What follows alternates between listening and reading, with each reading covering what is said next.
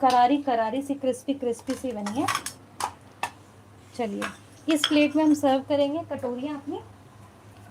तो आ जाइए, देखिए कैसे हम सर्व कर रहे हैं। एक हम इस कटोरी के साथ करेंगे और एक हम इस, ये जो हमने कचौरियाँ बनाई, गोलगप्पे भी बना, अगर आपके पास ये नहीं है आप बड़े गोलगप्पे ले लें और उससे भी आप बना सकते हैं। तो हम सबसे पहले कटोरी में डाल देंगे ये चाट।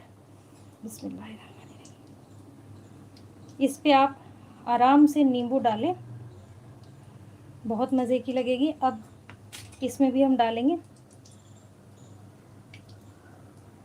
ये देखिए, इसे हम गार्निश कर देंगे। तो ये हरा धनिया, इसमें भी प्याज, यहाँ पर भी, इसमें भी थोड़ा सा आलू, ये टमाटर,